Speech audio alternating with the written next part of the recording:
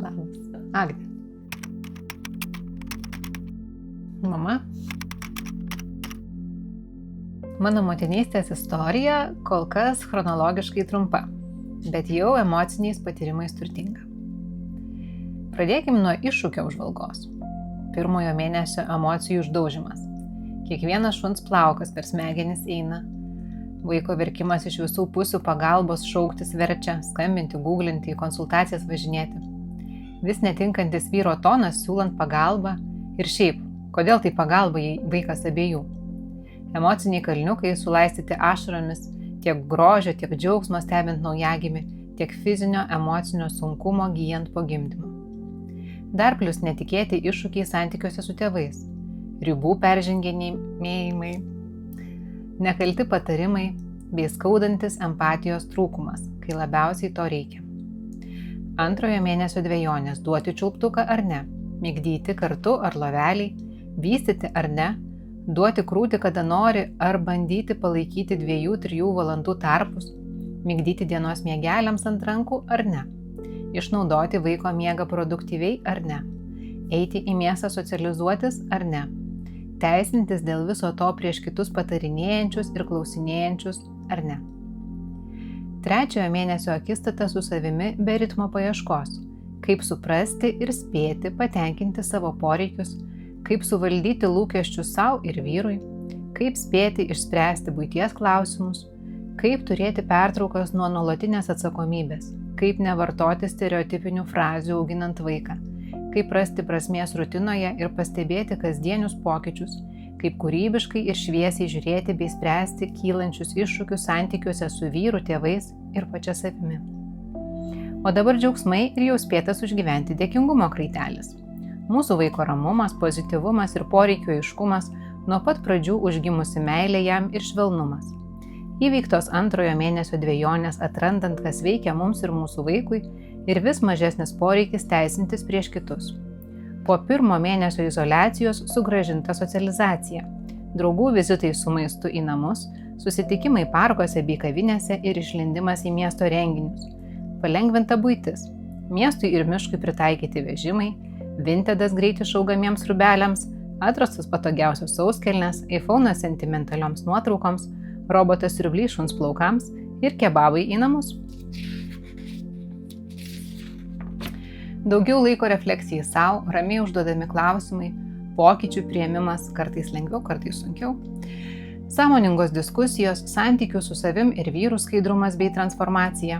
Vienišumo jausmo pripažinimas ir aktyvios sprendimų paieškos, bene svarbiausias iš jų auginantis pokalbiai, su nešama ramybė, dalijimosi jaukumu, temų įvairovė ir stiprinančia bendrystę. Naujai iškepta mama. Gal nuo kokio 2-3 sakinio toks šiurpas biškai nubėga pro kūną, nežinau, ar jisai matėsi, bet toks visas atgyjo, ir dabar net akis biškai suprieko. Jo, toks labai, man atrodo, visuotinis šitas jausmas yra ir kai skaitai svetimos moters istoriją ir tapatinėsi, kad aha, ir aš tame buvau.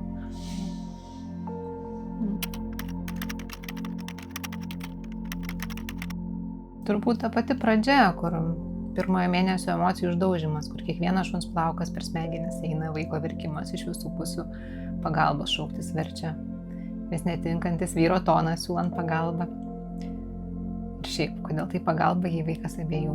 Turbūt apie tą vis netinkantį vyro toną labiausiai.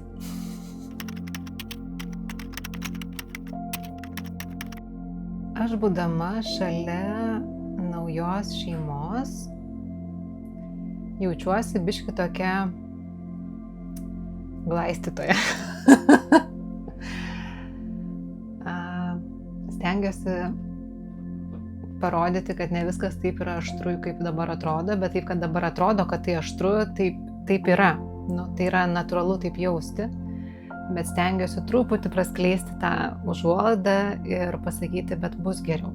Tai kažkada tai praeis, o dabar būnu su jumis tame, kame jūs esat ir bandau tiesiog būti to kažkokia pagalvėlė, užglaistytoja, kad taip yra normalu, nes žmonės labai dažniausiai pasimeta ir dažniausiai tas skaudžiausias jausmas, kad tik man taip yra. Niekam kitam taip nėra, čia tik man taip niekas nesigauna. Tai stengiuosi su tuo būti su jais, pasakyti, kad ne, jūs ne vieni.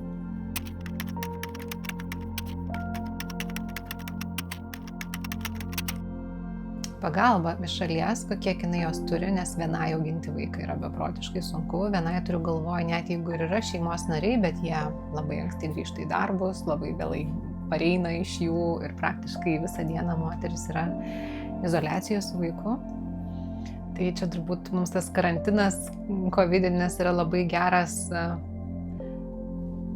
atskaitos pasimatavimo taškas, pasijausti, kaip mes jautėmės, būdami izoliuoti ir uždaryti tą patį pirmąjį kartą, kaip rovė smegenis. Ir naujai mamai dažnai, ne visada, tai irgi būna pakartotinė izoliacija, ypač jeigu jinai išvis gyvena net ne mieste, o už miesto ir aplink tiesiog nėra žmonių, tai gali būti labai, labai sunki patirtis.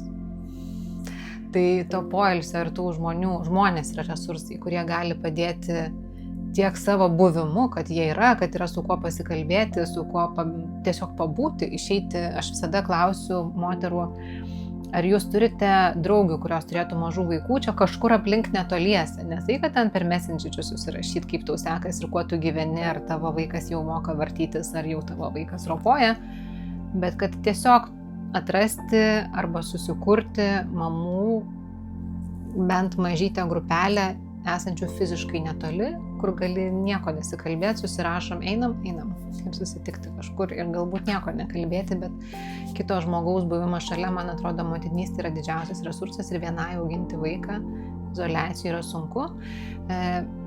Miegas ir maistas.